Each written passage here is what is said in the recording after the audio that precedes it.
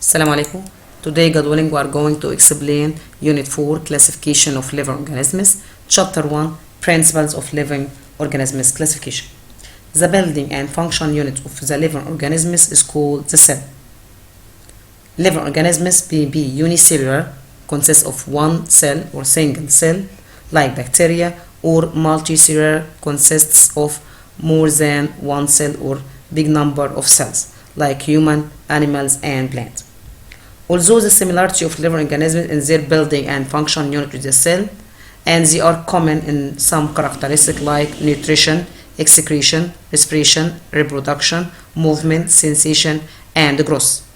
Also, they are differ from each other in many other characteristics, such as shape, structure, way of living, mode of nutrition, and we'll talk about it later, and way of reproduction. Way of reproduction like sexual reproduction or asexual reproduction. Sexual reproduction depends on gametes.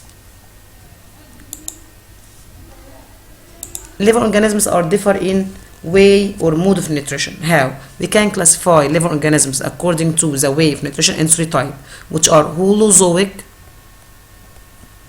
saprophytic, and parasitic. Holozoic like human, which feed on both animals and plants.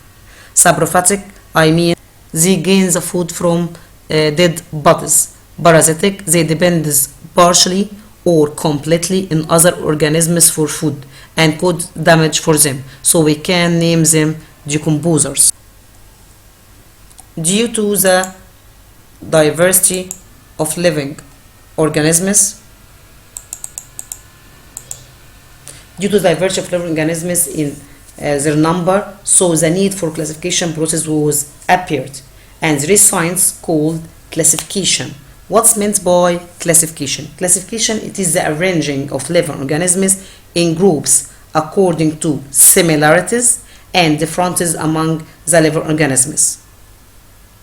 Arrangement of living organisms according to similarities and differences. What is the importance of classification? What is the aim of classification? Number one, facilitate the studying of living organisms. Number two, to be easy to identify. Number three, it benefits many other fields of science like evolution. The branch of biology or the science that concerns with classification of living organisms in groups on scientific basis is called taxonomy. So the science itself is called taxonomy. The arrangement of living organisms is called classification. The modern classification system depends on concept called species. What's meant by species? Species is a group of individuals that have similar morphological characteristics. With similar morphological characteristics, they have the same external shape and they can mate with each other. This is number one. Number two, they can produce fertile, not sterile, offspring that is similar to their parents. There are individuals that are not giving this term, which is called species, because they are sterile, infertile, and they are unable to mate with each other, and they are unable to produce new generation of the same species, such as number one, tiger.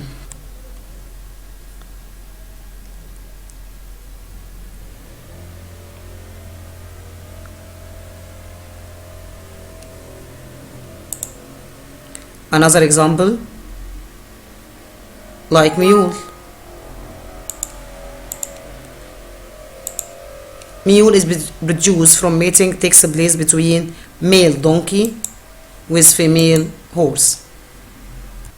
Both of tiger and mule, they are sterile, unable to mate, unable to reproduce new generation like them. So we can't consider them species.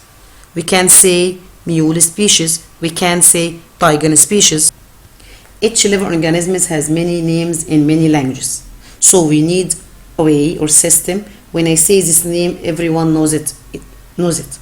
So to overcome this problem, there is science called Carlos Linnaeus. Carlos Linnaeus, he developed a system for naming the organisms and give it the name binomial nomenclature system. What's meant by binomial? Binomial Latin word consists of two names, but there are some condition. We can see 3 conditions of writing scientific name by binomial nomenclature system. What are these conditions?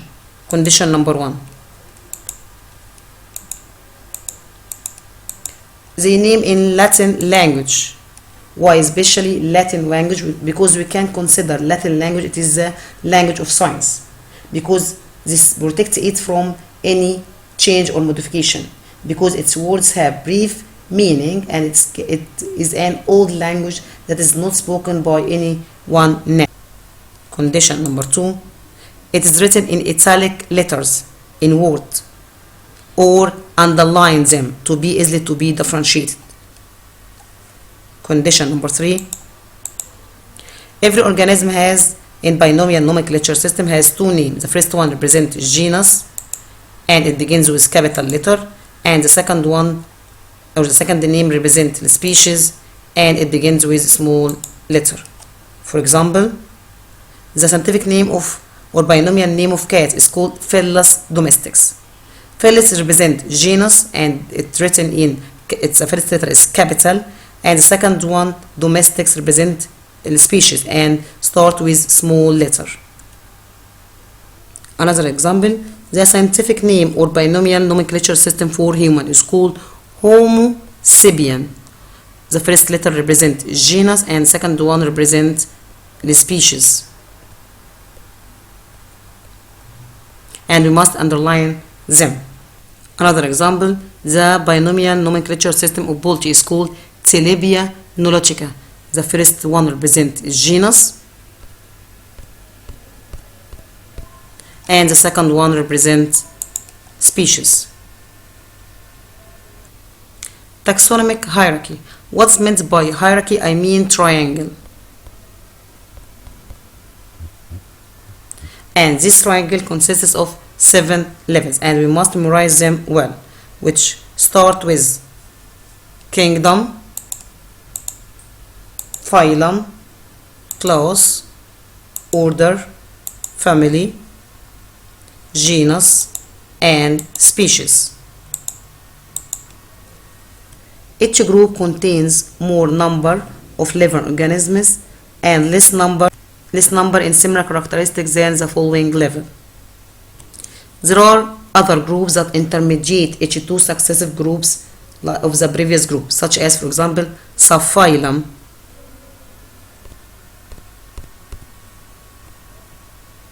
which exist between phylum and classes, and subclasses, which exist between or located between class and order. Dichotomous key. Di in Latin means 2. What's meant by dichotomous key?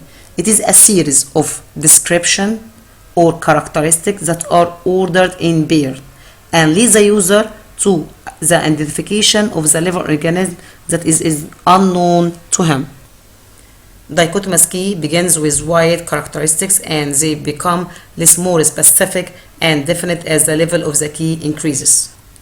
In each step, you can choose between 2 characteristics on basis of the living organisms you search for.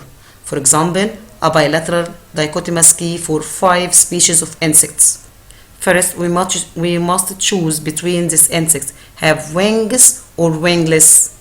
If they are wingless, so it will be ants. If they are winged, we have to choose between 2 choices, which are if this wings consists of 2 pairs of wings or 1 pair of wings. If the insects have 2 pairs of wings, so we have 2 choices, which are that if the legs shorter than the body, in this case it will be housefly.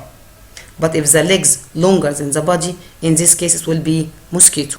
On the other hand, if the insect have 1 pair of wings, here we have 2 choices.